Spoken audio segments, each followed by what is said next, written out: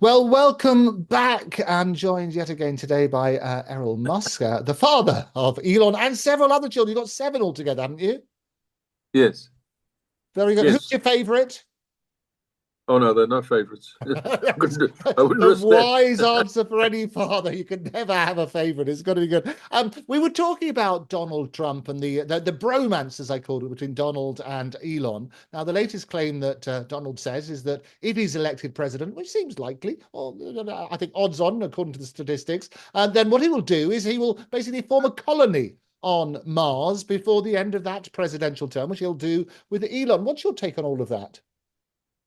Well, that's what he's been spending billions on for years now, and as with any of his the early endeavors, a person is inclined to say to him, give it up, or perhaps you shouldn't be doing this, or why are you bothering, But if you'd said that to him about Tesla, there wouldn't have been a Tesla. If you'd said that to him about SpaceX, there wouldn't have been a SpaceX, and so on and so forth.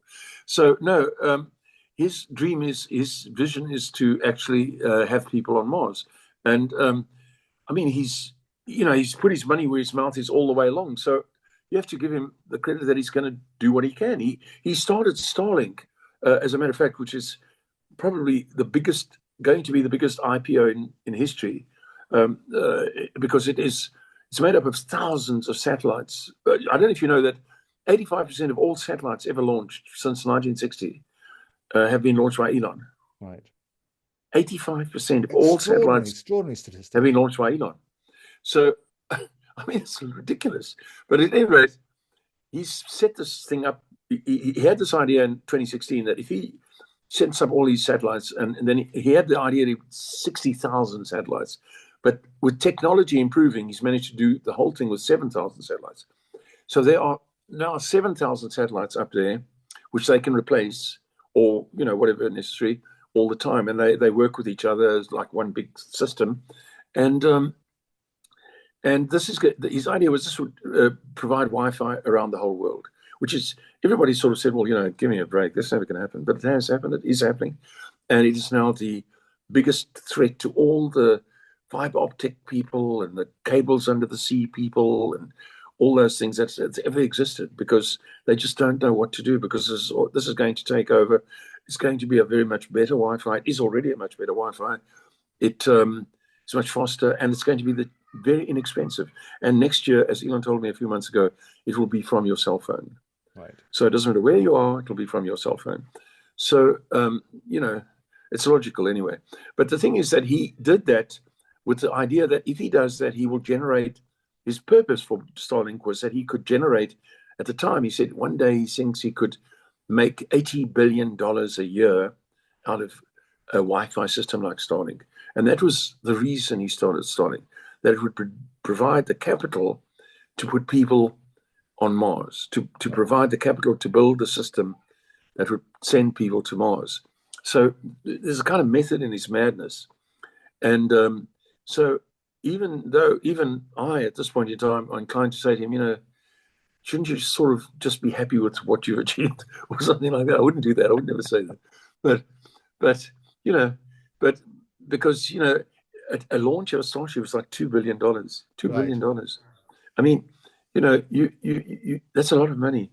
And all right, it goes into the system, it goes to all the workers, it goes to all the employees. It's a circulatory $2 billion. It goes back into the system. It's wonderful. And it's in the financial net, or fiscal net, as they say. So there's nothing wrong with it. But anyway, so that's what he's planning to do. And so, in a sort of tepid way, I say, yeah, okay, we'll try it, see what we can do. Let's see how we go. So But it is interesting, Errol, because in the same breath as he said, look, this is what we're planning with Donald Trump, he does say if Kamala Harris gets elected, then that would basically scupper the whole project. Why is that? yes, well, they bring in regulations, and they bring in a kind of approach to life that is somewhat foreign to us. It's the other kind of life. In other words, people who don't see what or don't, what's the right word? They don't see the forest for the trees, or whatever it is. They only see the bad things, or they don't want to see beyond uh, themselves. They don't want to think um, ahead. I don't know what those kind of people are, but if they come in, they will find a reason to stop it. And at the same time, of course, they feather their own nests to make sure that they are very well off in the process. They're bad people, and Well, that's she why. was. I mean, Kamala Harris was vice president while she's there, chaired the National Space Council and advocated for space exploration. She signed 37 countries to the Artemis Accord promoting peaceful space use. And she has been a strong supporter of space program. Do you think it's just really the regulation side which is going to be the problem? Well, I'm glad to hear that about her. The Artemis program was a waste of money to start with. It never really achieved anything. It was lost from the start. The Boeing capsule that's up on the space station, or has been up on the space station recently, is a failure. Elon has to rescue those two in February, the two astronauts. Yeah, no.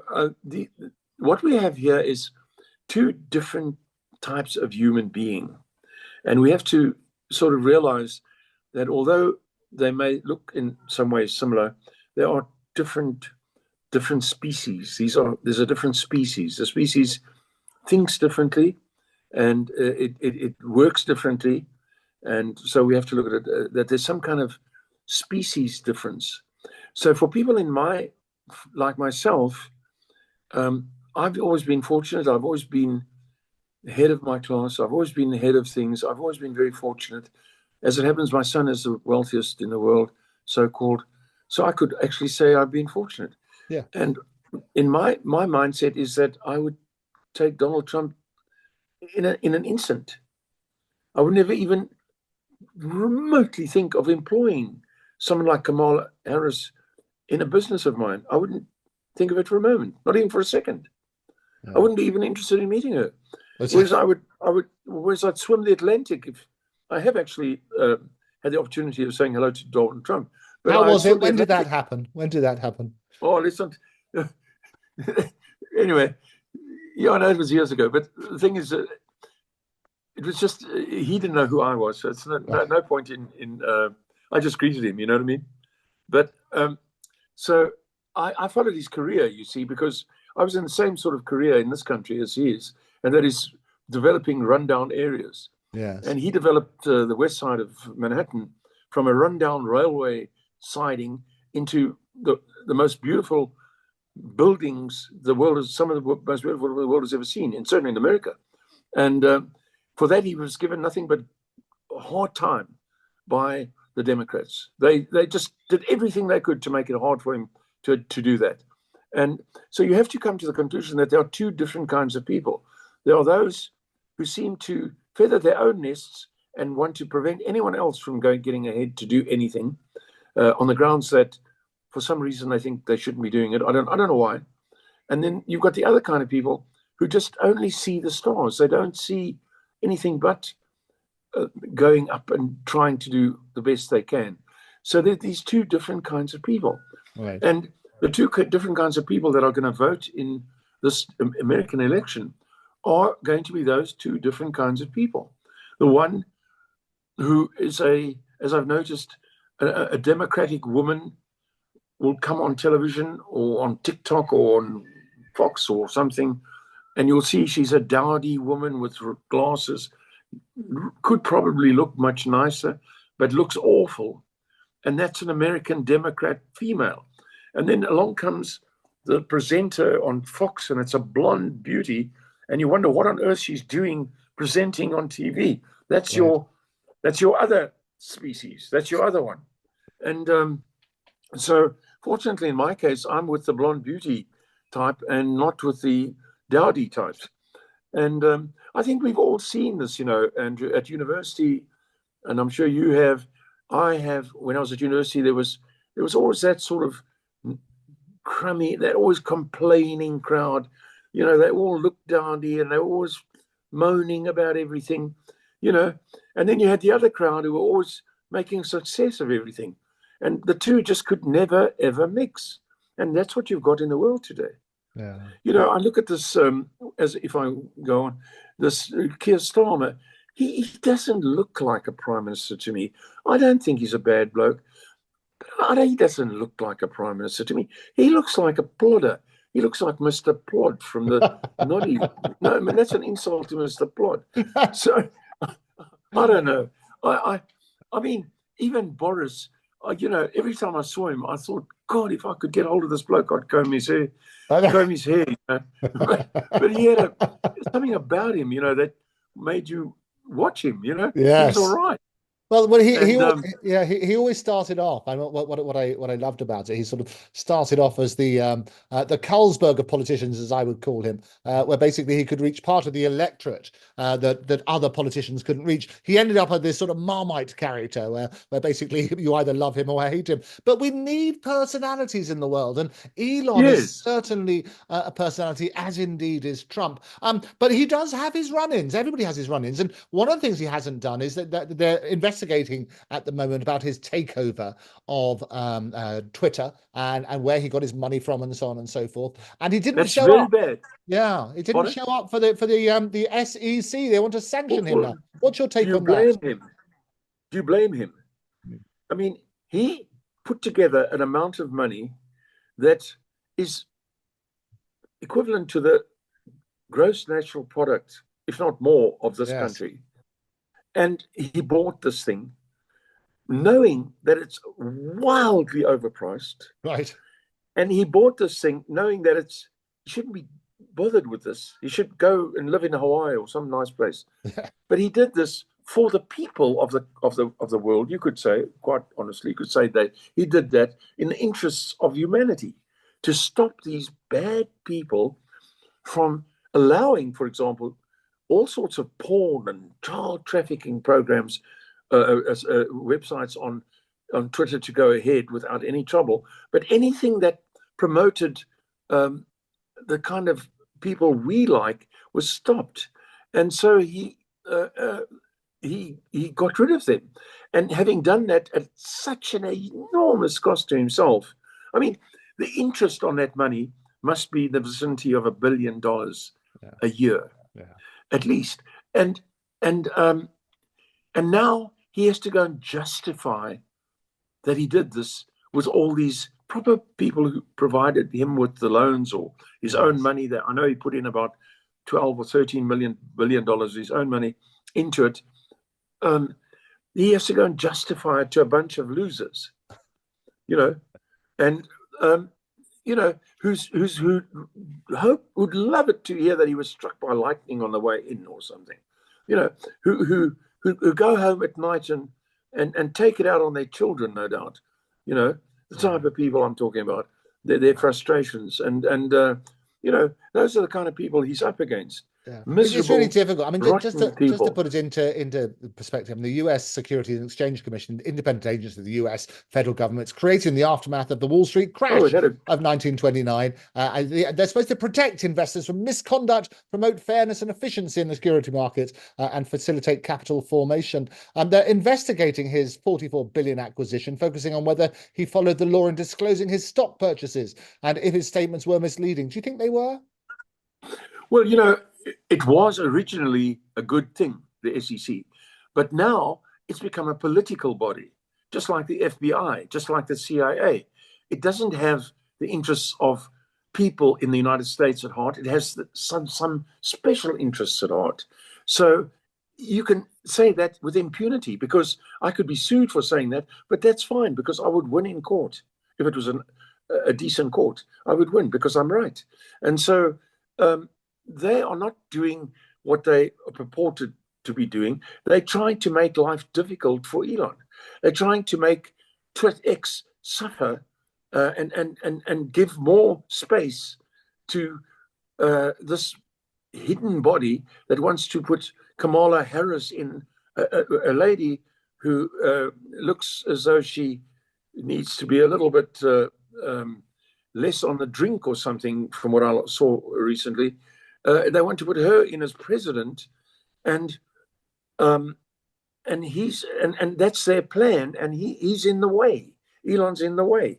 He wants people to know what's going on, and That's ridiculous. So the SEC is simply waving a flag and saying, we are from the wrong side of the spectrum as far as you're concerned. We are going to bring you down, and we'll find a way. We'll find that you didn't phone so and so on such and such a day before 12 o'clock and so on and so forth. Therefore, there's a fine involved in that, and it's nonsense. Yeah. I don't think I can say much more, but let them try. Let them do it. Let them try. I mean, it is interesting. That's why I go back to the sort of childhood And and the Elon says, I resilience. can't make your meeting. I've got to launch a rocket. I know. Well, that's what I was going to say, because all around the world, it seems that everybody's having a pop at him with his several different companies, whether it's shutting down X, whether it's talking about the financial regulations, whether it's fights with residents about SpaceX and so on and so forth. How does Elon cope with all of those people? Well, he's got a sort of autistic kind of personality. I suppose that might be the word, where things sort of bounce off him a bit.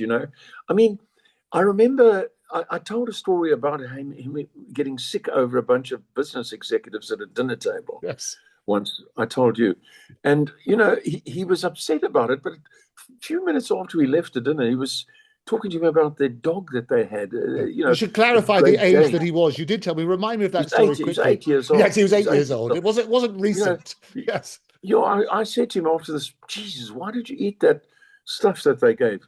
He said, well, you told me I have to eat everything. I said, well, don't eat stuff you can't take, you can't eat. Anyway, he said, Dad, did you see they have a Great Dane? They have a Great Dane in that place. So we got to get a Great Dane. So he lets things bounce off him. As a little boy, when he was 7 or 8 in grade 2, the teachers, the principal of the school phoned me and said to me that would I come in and see him? And I thought, oh my, this has got to be, of course it's about Elon, So I thought, oh no, what has Elon done? And he had this habit as a small boy of telling anyone he met who queried anything he was doing, like he used to read quite prolifically as a young boy. So if he was reading a thick book, that some adult would say to him, hey, little boy, are you really reading that book? And he would say to the adult, what, are you stupid or something? Of course I'm reading it, which didn't go down very well with a lot of adults. But at any rate, so I thought, oh my God, he's called the teacher stupid. So I went in to see the headmaster, and as it happened, there was a teacher sitting in the room with him, and there was a woman teacher, and she was wringing her hands. And cut a long story short, the headmaster said to me, look, we've come to the conclusion that Elon is retarded. So I said, well, I knew he wasn't retarded, you see. So I said, well, why? And they said, well, this woman wringing her hands, almost in tears, the teacher, she said, well, he doesn't listen to me in class. He looks out the window all the time. And I can't seem to attract his attention. No matter what I do, he keeps looking out and he doesn't even see me. He doesn't even see me, she said. And so I went to him and I walked up to his desk and his little desk, and I bumped him on the shoulder, and he turned around and sort of woke up and looked at me and said, the trees are turning green outside. It was spring, you see, so, or something like that. And she said he was looking at the trees instead of listening to me. And so consequently, they came to the conclusion he's retarded. So I saved that particular, but Elon was totally nonplussed by that. When I spoke to him about it, he said, oh, no, the teacher, this, that, now, he doesn't worry about it. So he doesn't take it to heart, you see. And going to him and say, they think you're retarded. No, I'm not retarded. He doesn't take it to heart. And actually, it's interesting, Errol. I mean, you use that word, and that's a word that he repeated in a tweet, and again he got into trouble about it. It's all about language and so on and so forth. But it's putting it in perspective. I mean, he was labelled with that word. Is that why you think he was using it in that context? Possibly. I mean, in those days, people didn't mince words. I mean, they didn't say we think he's academically challenged. In those days, when Elon was in grade 2, they said he's retarded. We think he's retarded. And that was what the normal word was, I suppose. But I was able to save that thing by saying, maybe he doesn't. Oh, no. The headmaster said, maybe he doesn't hear properly. And I jumped on this and I said, I'm going to have his hearing tested. So that was the end of that. And we left and we had his hearing tested, nothing wrong with his hearing. And I actually moved him to another school, and after that, there were no more problems. But no, Elon doesn't he doesn't. You don't really reach him with an insult. You'd have to be particularly have some particular knowledge of weakness, of some kind of weakness that he might have. I can't think of anything. But so in that respect, Kimball, on the other hand, you could reduce to tears in a moment. Oh dear!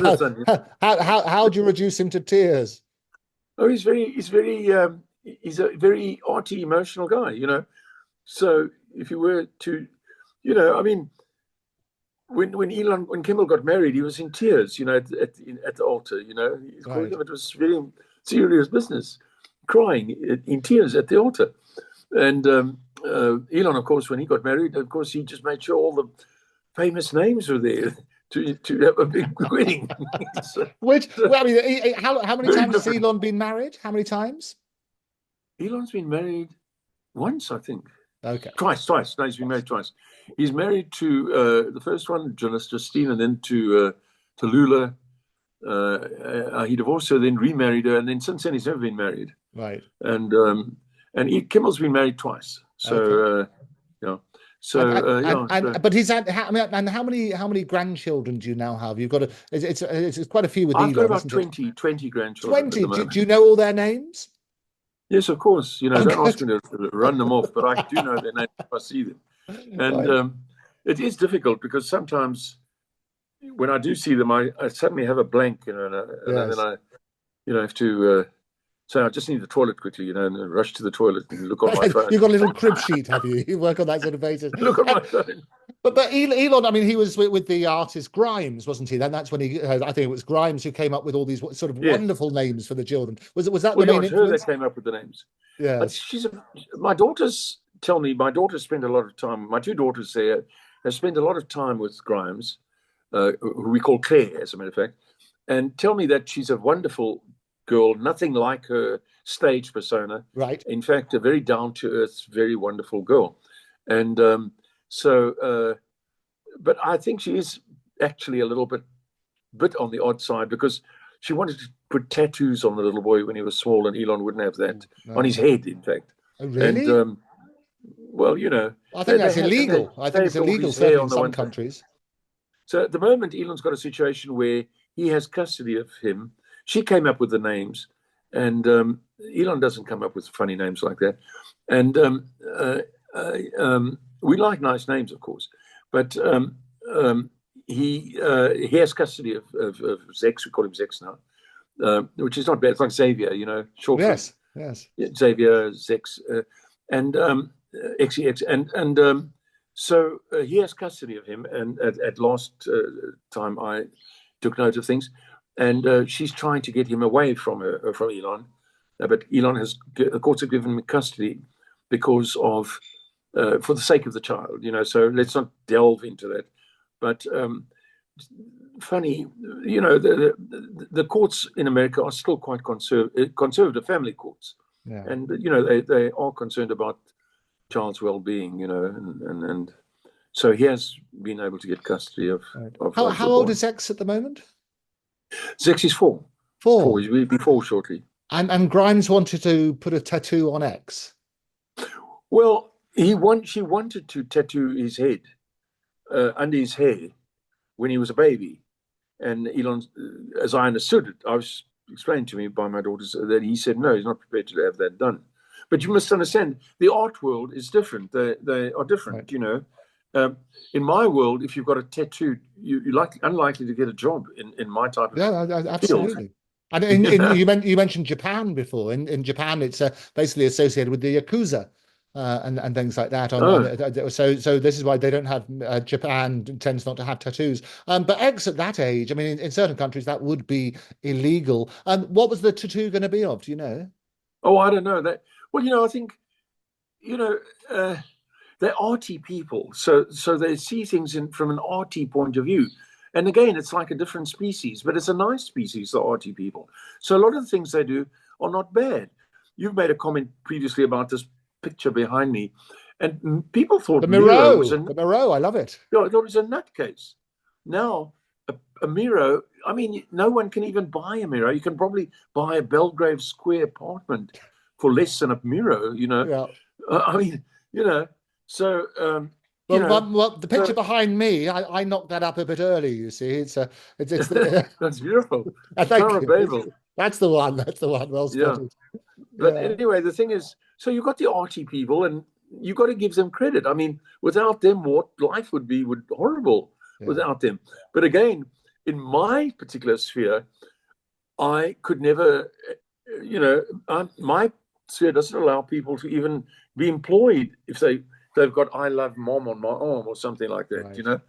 or whatever tattoo Yeah, they sort might of think is love nice, hate or whatever it is going to be on that or sort of basis. something like that. No, no, it Yes. doesn't work.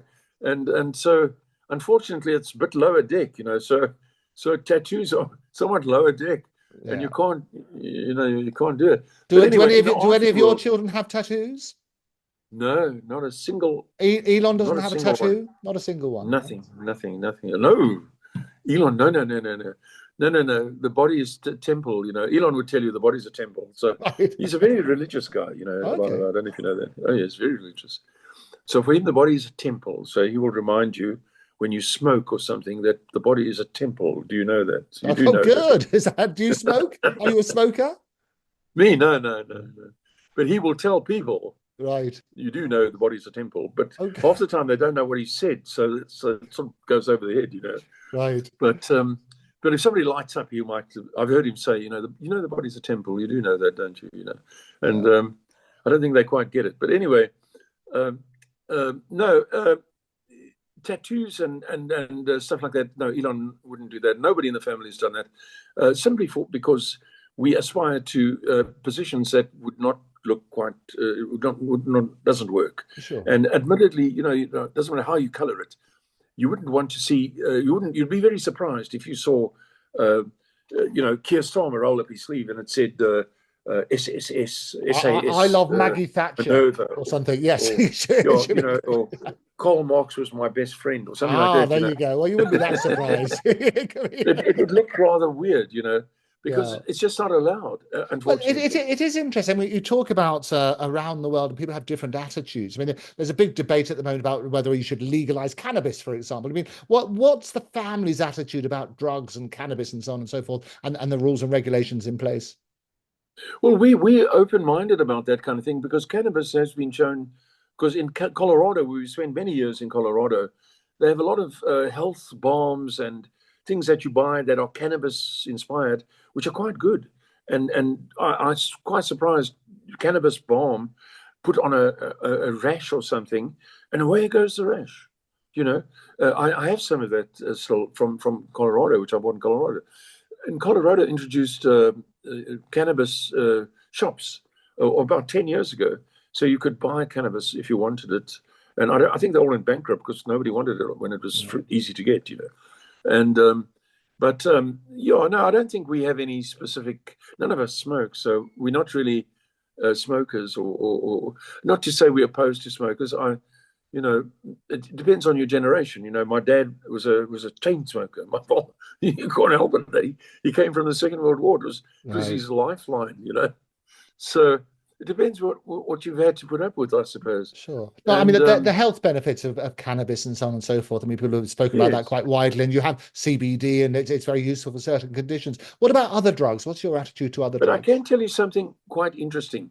When my children were first at university in the United States, I was quite concerned about the drug stories. Right. So when all three of them were at university, that's Elon Kimball, and Tosca.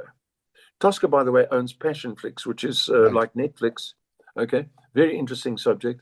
Anyway, an incredibly capable woman. Oh, we'll But at get any rate, Tosca on as well. We should yes, have them on you to she's talk about absolutely that. marvelous Absolutely. and beautiful looking girl. But at any rate, um, where was I? Drugs. We're talking about drugs Yeah, at university. Yes. when they went to university, I asked them about it. I was concerned because they were really like little boys when they left me. People have asked me when they were in South Africa. I received a question the other day. Did I try and prevent? Did they leave South Africa to avoid the military? In fact, I knew that there was going to be the military because I was a citizen force officer. I was in CO of a squadron, in fact. And I knew they were liable for that, for being called up. But they were little boys, so I never discussed it with them. They were little boys. They were teenagers who'd seen the world, but at heart they were still really boys. If you understand what I mean. Elon left South Africa when he was 17. I mean, he was still a boy. He was a little boy, and so when they got over to America, I asked them about the drugs. What's the story? Is anybody coming to you with drugs to buy? And I was concerned that they might think it's a good idea or something like that. And all three of them told me this, that no one in all the time that this was at least a year or so, 2 years into their studies, has ever offered them a drug in the whole time that they've ever been at university. Ever offered them a drug. All three of them told me that. Dad, we've never ever been offered a drug. No one has ever said to us, would you like the drug? And I looked into it and I discovered that 90% of the drug problem in America at the time was in the black community and not in so much in the white high-class university community, if you know what I mean. And so I was happy to hear that. And then I subsequently had dinner with a woman who was a professor at UCLA. And she said to me, she was a professor, very smart sort of woman, and at a dinner in America. And she said to me, I discussed the same thing with her. And she said to me, oddly enough, whether you want to believe it or not, she said, I've been teaching at UCLA for, I don't know what the length of time was, it was like 23 years or something. I have never had to take up myself in the war against drugs. I've never had to do anything about it, never had to involve myself in any kind of war against drugs as a professor at UCLA. How must I? I said, oh, okay, cool. So that's the B and the end of it. That's A and the B, or A and Z of it. Yes. And I can add, for example, that with all this transgender stuff that you read about now on the media or see on the media, I've just spent 8 weeks in the United States, in Texas, Alabama, Mississippi, Louisiana, Georgia. You see absolutely nothing whatsoever of transgenderism or weird things going on. It looks like the best of the best society you could ever have right now in America. So a lot of this is put on by the media. Yeah, and that's what I always say about the media, because it's important. What I love about this, it's raw. We have exactly that sort of side. For people who are watching this, and final thought, and then I'll let you get on until next time. For people watching this program who are suffering with addiction or suffering because of drugs in their own family, what's the final word of advice you would give them? Well, I have the experience of I married a woman whose child was hooked. I didn't know anything about drugs at that time. Who was sort of addicted to heroin, and it took many years. And the use of some kind of drug that was invented in Germany after the war, methadone, to take this child off the drugs and rehabilitate that person. But it took a lot of time and a lot of patience, and the will of the person to get off it, and to achieve that. And so I have in fact been in the position myself where when that particular child was desperate for heroin, and I have gone and bought the heroin. I have gone into the heroin districts or the districts in the street in Cape Town at the time and bought the heroin from dealers on the street, that they take the heroin out of their mouths. They have it in little packets in their mouths. They take it out of their mouths and give it to you out of their mouths, and at a traffic light, for example, in the dark. And that's how you're able to get it. And I did that because this child needed the heroin, but slowly the child was taken off the heroin, so that eventually totally off the heroin. And so the question becomes, how do they get onto heroin? And so obviously it's something that is presented to youngsters in communities that are not well policed. And it's a problem that is I suppose everywhere. I don't have a great answer to it. I believe Cape Town is a drug capital, has been a drug capital, and I know you can buy heroin. I can go right now and buy heroin in Cape Town, and so they come across the border with heroin in America. They fentanyl, I don't know anything about, and they actually kill people. The people die with this fentanyl stuff. And so what we're dealing with here is a policing problem, a government problem, to try and put an end to this. And I think it's a war. I mean, it's a war against drugs. And unfortunately, youngsters are very are victims. They see this as a way out. I think a way out of unhappiness or some feeling of despair or something. Say, take this, you might feel better. I've never had anyone offer me a drug in my entire existence, so I wouldn't even know. But I have actually bought heroin for somebody to use, and I would say that at the time that this happened, I went to the police in South Africa, and I said to them, "I know who is selling heroin on the streets." They said to me that they're too busy to do anything about it. I said, "But you're not busy. There's a whole lot of you here, and I can take you right now to the place where I can buy heroin. I can point out the people that are selling heroin on the street." They said, "We're too busy." I said, "But you're not doing anything." These were not blacks. They were white people in Cape Town, white policemen. And then I realized there's something wrong. And so then I was given a number to phone, which was the liaison chief of the South African police force. And I phoned this person, and I was told that he is a very important commissioner of some kind, and he will phone me, and he will discuss it with me.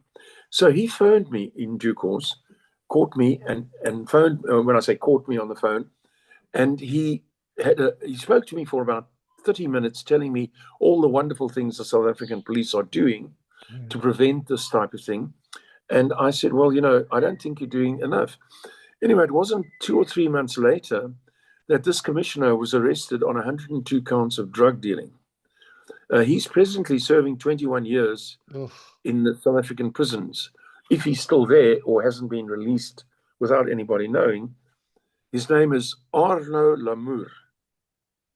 That's his name, Arno Lamour, Commissioner Arno Lamour. As far as I know, he's in prison. He was the same person who phoned me to tell me that they're doing everything they can. He was found guilty on 102 counts of drug dealing. So that's where the problem lies. Yeah. And I think we keep having to look at that. Errol, it's been an absolute revelation, a delight to have you as always. You're coming on regularly. We'll keep unpacking those stories. You can guarantee that the Musk family is the single-handedly ensuring we get great news from around the world. But for now, Errol Musk, thank you very much for joining me. Thank you, Andrew. Take care. Bye-bye. Bye.